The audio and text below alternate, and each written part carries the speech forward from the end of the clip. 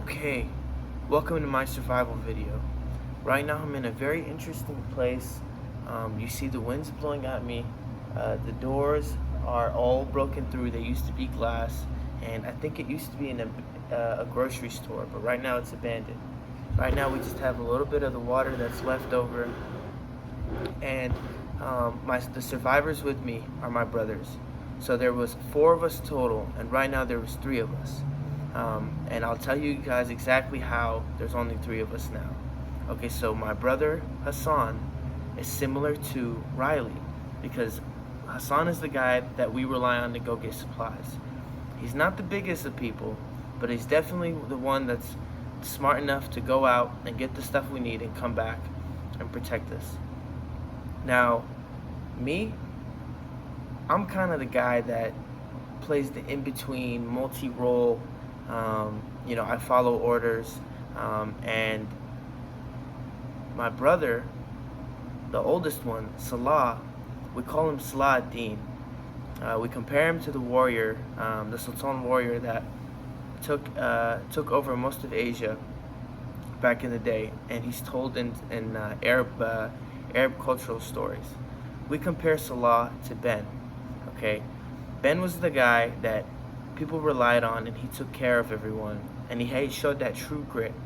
That's why we gave Salah the label for Ben. All right.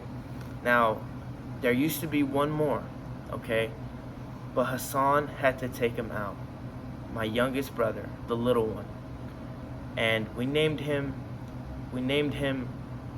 Kopo because that's kind of how that was like a nickname that stuck with him growing up. Okay, now Kopo was bit, and we had a decision.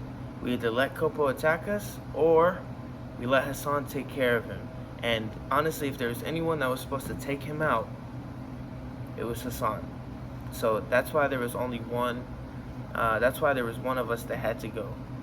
Now, what I want to say is, Ben is a symbol of race because Ben was the guy that was basically like he was the fallen soldier at the end of the movie that no one wanted to die.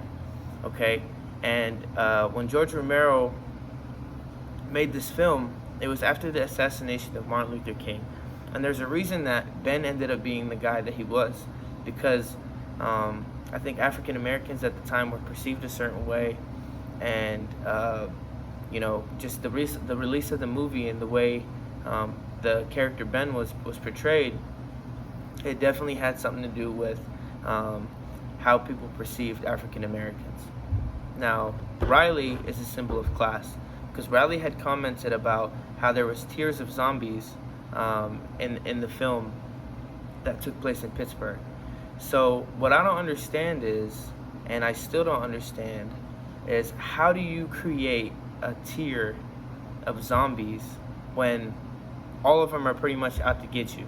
So I think that was a very interesting technique that was played in the movie. Now, you're kind of like Barbara. You're the scared one. Okay. Now, I'm not saying you're not gonna get through it, but what I'm saying is you need to pick up the pace. And I think it's important to address how right now we're in a society where African Americans are pretty much under the spotlight. Not necessarily the spotlight of, they're doing positive things, but they're more so being attacked.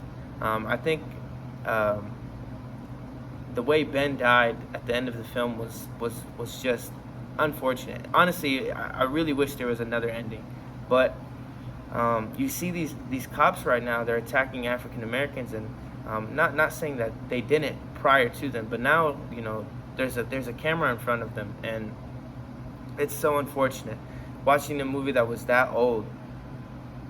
And seeing the way Ben had to go out after being the hero of the movie, and seeing police brutality going after African Americans.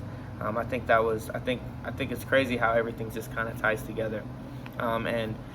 With Riley being a symbol of class, I mean, class and social issues have a lot to do with each other because people base judgments off of social class. I mean, I think that's pretty evident. So, looking back at the films and looking at society, how it's portrayed right now, it's kind of devastating because there hasn't really been much improvement, but more so the perception of things has evolved.